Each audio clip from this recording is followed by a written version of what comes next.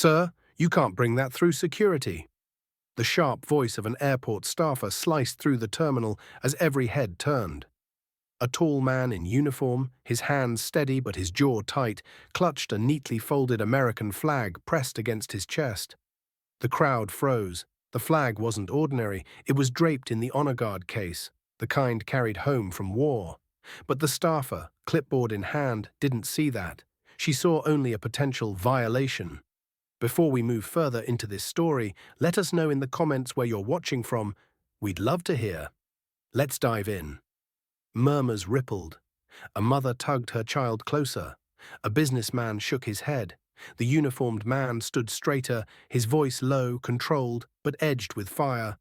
"This flag isn't luggage. This is my brother's flag. He never made it home alive."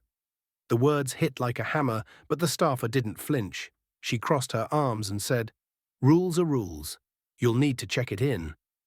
Gasps erupted. Someone whispered, "They can't make him do that." Another voice muttered, "This isn't right."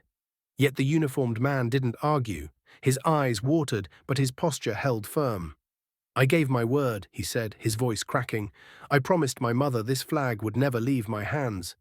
He took a breath, steadying himself against the crushing weight of humiliation.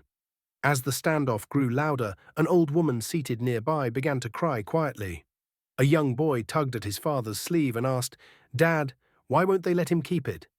The father had no answer.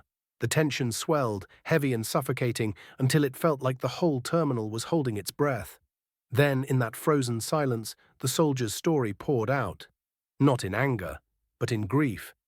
"My brother's name was Corporal Daniel Hayes. He was 23. He carried this flag on his last deployment. When the explosion took him, the Marines folded it, saluted it, and handed it to me.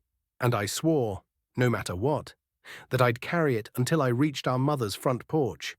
He died for this country. This flag isn't fabric. It's him." The terminal was no longer just an airport. It had become a sacred ground. Every word reshaped the air. Even the staffer, still rigid, began to falter under the weight of truth. Her voice cracked as she tried again. "Sir, I have to follow protocol." But before she could finish, a man in a pilot's uniform stepped forward from the boarding gate. His voice was calm, authoritative, and thunderous in its conviction. "Not this time." The crowd parted as he walked up to the soldier. The pilot looked the staffer dead in the eye. "This flag does not go beneath the plane. It flies with us. If anyone has a problem, they can take it up with me." The staffer stammered, searching for words, but none came. Silence fell. Then applause erupted, soft at first, then swelling like a storm. Strangers rose to their feet. Some placed their hands on their hearts, others saluted. The young boy who had asked the question now shouted with pride, "Let him through." The soldier's eyes filled with tears. For the first time since he entered the terminal, he allowed himself a shaky smile. He clutched the flag tighter as he whispered, "Thank you." The pilot placed a hand on his shoulder. "No, son. Thank you. And your brother." As he walked through security, no alarms buzzed, no one dared stop him. Instead, people moved aside as if they were witnessing a procession. A reverent silence followed his steps, broken only by sniffles and quiet sobs. The old woman who had cried earlier whispered, "God bless him," and crossed herself. Even the staffer lowered her head, shame softening into respect. By the time the soldier reached the gate, the terminal had transformed. It wasn't about flights, delays, or baggage anymore. It was about sacrifice, honor, and the power of one promise kept.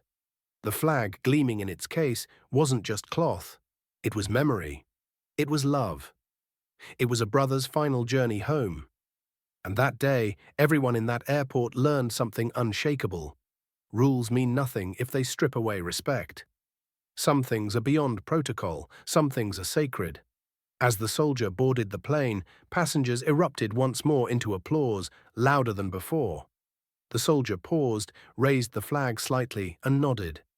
The silence that followed wasn't empty. It was full, heavy with gratitude, alive with reverence. Every soul in that terminal had been changed.